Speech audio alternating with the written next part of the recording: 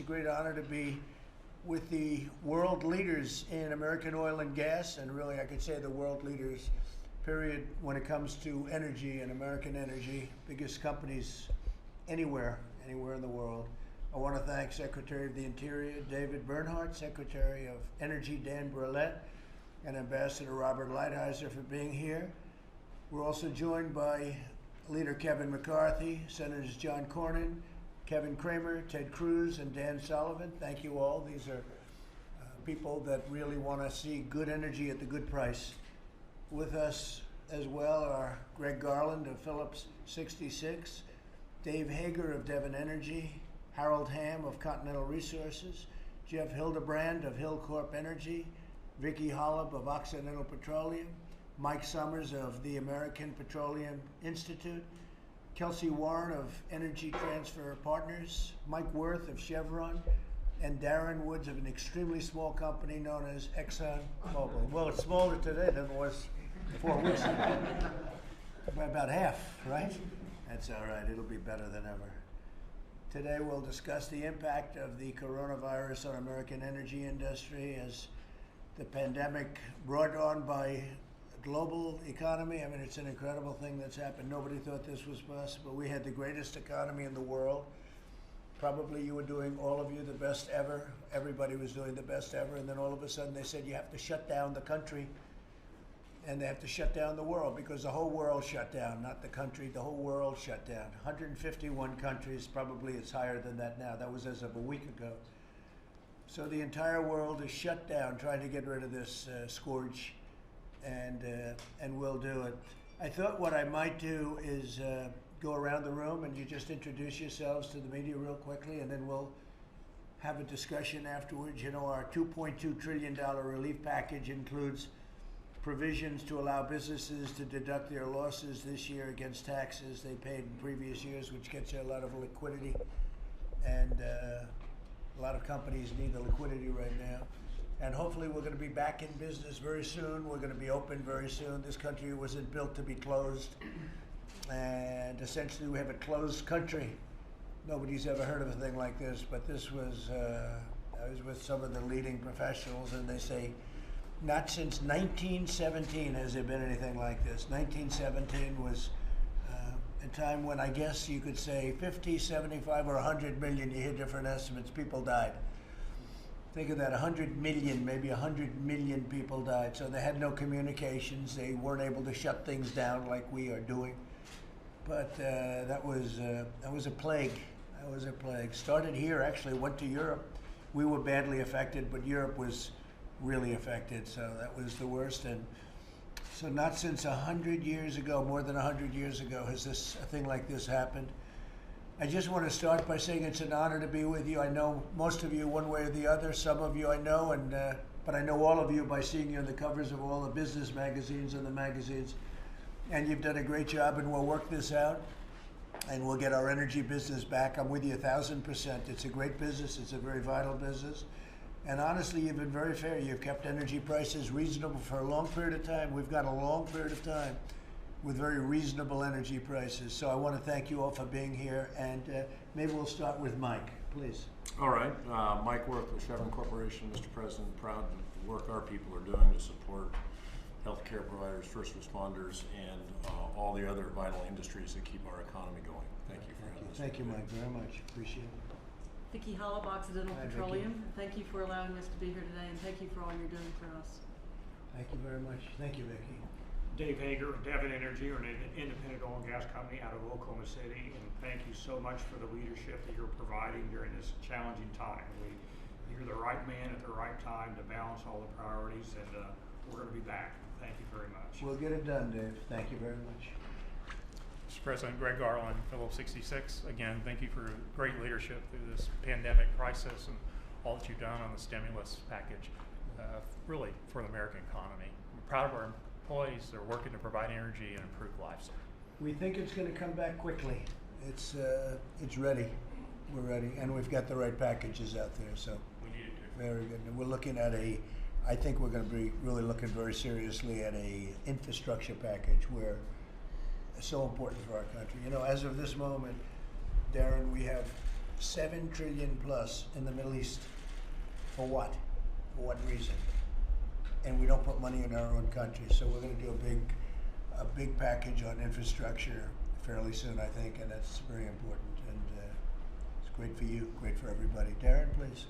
Thank you, Mr. President. Darren Woods, ExxonMobil Corporation. I'd like to add my thanks for your leadership in this space as well, and say I think all of our companies here are aligned with your objective, which is to get the economy moving and to make people's lives around the world better.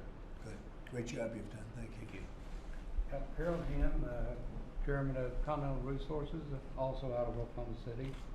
Thanks for having this meeting. I think this is so timely and necessary. Really appreciate your leadership. Also the friendship that you've kept with the Saudis, the Saudi Crown Minister, or Crown Prince, and also Vladimir Putin. I know those hadn't been easy sometimes, and at this time it was particularly needed. So I represent our company as well as the DEPA, Domestic Energy Producers Alliance, and we're about 10,000 companies and individuals, mostly independent producers. That's great. Great job you're doing. I think President Putin and the Crown Prince want something to happen badly. It's certainly terrible for them what's happening too. So they want to see something happen. I've spoken to both of them, and we'll tell you about that in a little while. Okay? Thank you very much. Great. Thank you, Mr. President. Jeff Hildebrand, founder and chairman, Hilcorp Energy. Our distinction is we are the only private company here. This is a company that's based in Houston, domestic-only exploration and production company. And I'm really here today to represent the independent energy companies, the family-owned businesses that are in this industry, and to give you really that perspective and add to the conversation in that regard. So thank you for your leadership. Appreciate it. Great job. Thank You you. bet. Thank you, Mr. President. Kelton Warren, Energy Transfer. We're the only pipeline company, and so we try to do business with everybody in this room, and I think we successfully do, actually. So it's an honor to be here, sir, and it's an honor to be in this room with these folks as well. And everyone loves that guy, right? We all do. Thank you very much, Kelsey. Great job you're doing too. He's not an oil and gas man. He's a wonderful person and a wonderful politician, and he wants to see the industry get strong again. So, Kevin, do you have anything to say about that? Well, first, I want to thank you for doing this. Just by you reaching out to President Putin and the Crown Prince, things have improved. You're looking around a lot of jobs, but what else you're not seeing at this table, a lot of these are small businesses that work with all these individuals around here. And your action today with signing the CARES Act, getting the small business loans out, is going very strongly because it's needed. But the American economy, greatest strength is what energy provides us. You provide us at a good price. These are great jobs, but more importantly, it also gives us energy independence. It changes the whole dynamics around the world, and so I thank you for the leadership of what you're doing. Thank you, Kevin. And as you just said, Bank of America in particular has really, of the big banks, has really stepped into it. They have done a fantastic job today. It's over the 10,000 in the first 2 hours. Bank of America has been unbelievable, and I want to thank them. I want to thank all of the community banks and the smaller banks that have been loaning a lot of money. Paycheck.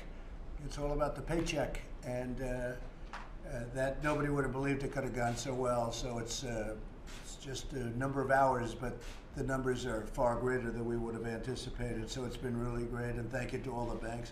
But again, in particular, Bank of America, they really stepped right up, and they did it. There were no big deals. They weren't making a big deal out of anything. So that was terrific. And I think what we want to do, John Cornyn, please, I know how you are so involved in this, coming from the great state of Texas. Would you like to say a couple of words, John? Thank you, Mr. President. Thank you for convening the meeting. Many of us have been talking together, but we can't get done what needs to be done. Only you and the administration can, and particularly getting the attention of the Saudis and flooding the markets, really adding insult to injury in a time when our economy was suffering anyway because of the coronavirus. And so this meeting could not be more timely. I agree with what's been said about the importance of affordable energy to our standard of living, and really we've changed the world as a result of the production of domestic energy here and improve the quality of life for a lot of people. Thanks very much, John. Really good job. And John agrees. We were talking about it the other day that you've all done well, but you've also kept energy very affordable. Really, very, very affordable, and a lot of it. We never had any problems. So we're going to keep it that way. Do I see Dan back there? Dan Sullivan? I was looking. I thought that looked like Dan. I want to thank you for convening this meeting. You know, under the Trump administration, working with the Congress, the U.S. has become the world's energy superpower again. It's unbelievable. And these companies have done it. Obviously, it's a very important issue in my state, the great state of Alaska. But these are great jobs, as John Cornyn just said, for all of our states. But it's really important for the national security of our country, too. And we have been, a number of senators have been reaching out, having frank discussions with the Saudis, saying, hey, if you're a longstanding ally of ours, we're not, right now, you're hurting a lot of our citizens. You're hurting a lot of the people we represent, and you shouldn't take us for granted. We have a great military that's protected Saudi Arabia for decades, and Senator Kramer and I have some legislation that could possibly change that if they don't start to cooperate. So again, we appreciate your leadership with the Crown Prince, with the Russians, and calling this meeting. But this is a great sector of the U.S. economy that once we get through this, and we will, this pandemic, this sector is going to take off again. And your administration and you have had a lot to do with the strength of the U.S. energy sector, and we need to keep it strong. Thank you very much, Dan. And Kevin Kramer, North Dakota. People don't realize how big a producer North Dakota is, right? Harold knows. Yeah, Harold knows. So do a lot of the others around. Harold knows. Mr. President, to echo everything and maybe add a little bit, the people around your cabinet table right now are part of the renaissance of oil and gas in this country. But since you became president, we went from a renaissance to security, to independence, to dominance. And that dominance and that security right now are in some danger. Just a quick example, in North Dakota, since Saudi Arabia and Russia announced their little price war, we've had $6 billion of CapEx taken out of our state planned for this year. Yeah. I was economic development director when the entire gross domestic product of North Dakota was $13 billion. Yeah. So that's significant. That represents not just CapEx, that represents lots of jobs, lots of people in the value chain. And I would just add one word to what Dan talked about with regard to Saudi Arabia. It is estimated by one report in 2018 that we spend a minimum of $81 billion defending global oil supplies. We can use that money in national defense and other hot spots in the world if our friends are going to treat us this way. So appreciate your outreach this week. I think we're halfway there just with the success of your diplomacy this week. Thank you for this meeting. It's gone up, and we have to, otherwise we lose a lot of jobs too. We're talking about one of the big job producers anywhere, Kevin, right? Would you have anything to say? Mr. President, thank you. I'm Mike Summers. I'm President and CEO of the American Petroleum Institute. The folks around this table represent the American Energy Revolution. And we want to thank you for everything that you've done to support that revolution. And we want to make sure that revolution continues after this pandemic crisis is solved. Thank you, sir. Thank you for that. Senator Cruz. I think he's around here. Ted can't be seen. He's hiding. Apparently he joined the press. He's gone over to the evil side. What are you doing? Mr. President, thank you for convening this meeting. This is an important meeting, and this is the time, as you know, of crisis all across the country, a public health crisis and an economic crisis. As you've heard and as you know from everyone around this table, the energy sector has been a huge part of the economic success and boom that we've enjoyed over the last several years. And the combination of the economic harm of the coronavirus crisis combined with the Saudis and Russians waging economic warfare on jobs in this country, it's been a perfect storm in the energy sector. And I'll tell you, there are a lot of jobs, there are millions of jobs in Texas and across the country that are represented by the men and women around this table and by energy producers, and there are small producers throughout Texas and throughout the country who are on the verge of being driven out of business. And so this meeting, I think, is important. Every one of the senators in this room has had multiple conversations with the Saudis, leading in hard on the Saudis, and your leadership and diplomacy with the Crown Prince had a big impact getting them to stop flooding the market and taking advantage of this crisis. And I would underscore one other issue that a number of the folks around this table have raised I'm very concerned about, is ensuring that those in energy in this time of crisis have access to capital. There are jobs that are hanging in the balance, and if the energy producers in this country that have made America the #1 producer of oil and gas in the world can't access capital to get out of this crisis, we're going to see bankruptcies at a level this country hasn't seen in decades. And so this meeting and the continued leadership of your administration is hugely important, and thank you for it. Good, thank you very much, Ted. And while you're up, the concept, and for instance, I think we should say it in front of the media, but oil reserves, storing oil. We're filling up the national reserves, as you know, and we're getting the oil at a great price. But at these prices, in fact, Kevin and I have been speaking about it, John and I have been speaking about it, at these prices, you would think you'd want to fill up every cavity that we have in this country. And there's some areas in Louisiana and other areas that could be filled up. They hold a lot of oil.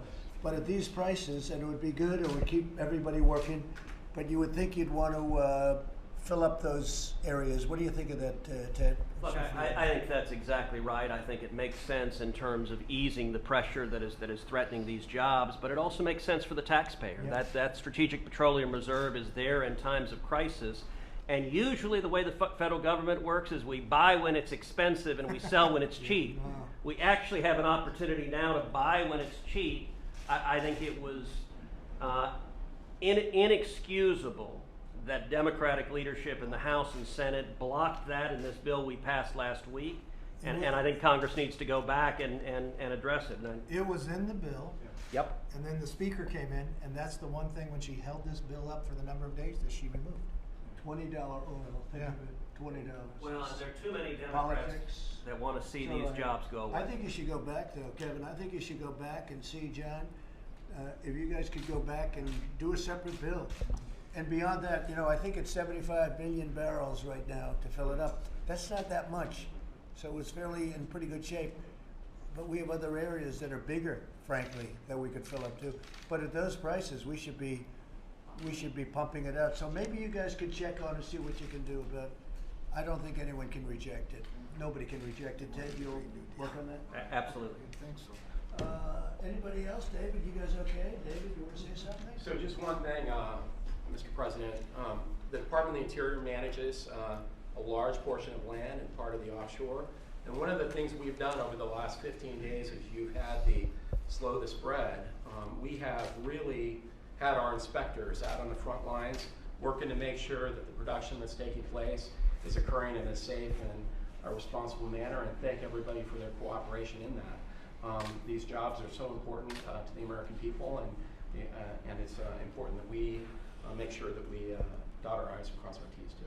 He's the biggest landlord in the country. Meaning it's called Interior. Interior is a lot of land when you look at it. Thank you. Great job you're doing. So, Dan? Mr. President, thank you. Thank you, sir, for Thank your you, Dan. leadership. My name is Dan Verriette. I serve as President as the Secretary of Energy.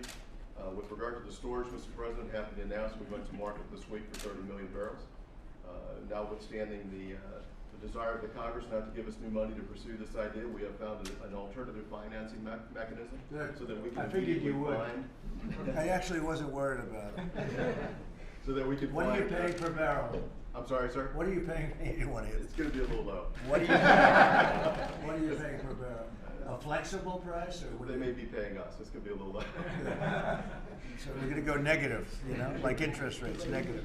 But Mr. President, I just wanted you to know, and for the industry players who are here, we are moving very aggressively. We're using every tool that we have at the U.S. Department of Energy, not only to provide immediate relief for this particular industry and the economy itself, but also to look for technologies that over time will reduce the cost structure for the entire industry. So we're moving on as aggressively as we can, sir. Thank you for your leadership. Dan, check out other areas where you can store oil. Yes, sir. And there's some very big ones, bigger than what we have now. And at these prices, you should do it. Yes, sir. We fill it up, right? Yes, sir. Fill up the tank. Okay, Bob Lighthizer, you've been so great, and this isn't your meeting really, but Bob has done some of the best trade deals ever done in our country, and one of them is actually kicked in on April 1st, and that's with China, and I hope they're buying a lot, I hope. They are. And I don't go to say anything. say something? I'm here to answer questions, Mr. President, so I'll just keep my mouth shut. But the trade deals are working. China's good. We're on track with USMCA, but I'll just answer He's questions. very shy, that's good. He just wants to make deals, that's all, and you've done a great job, thank you very much. We will have a news conference at about 5 o'clock, 5:15 maybe, and so we'll see you in a little while, we'll answer questions, but this is a great group of leaders, and we've got to make sure that we preserve and even make greater our energy industry, and I want to thank all of the senators and congressmen, the boss here, for being here and for working so hard. I'll tell you what, they are calling me constantly. They want your industry to be successful, and they're going to make it that way. We're all going to make it that way.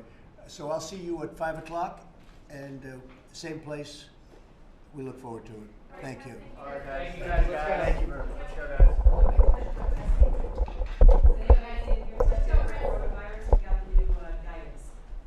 Would anybody like to be tested? How about you? Do you want to be tested? I would love to be tested, Uh-huh. actually. I think all of us would. We might be able to do that. Here's a great question. No, you know what? I like it. Let's test these guys. They gave us millions of jobs. Listen, they gave us millions of jobs. If anybody wants to be tested, we'll test you. I want to test the head of Exxon.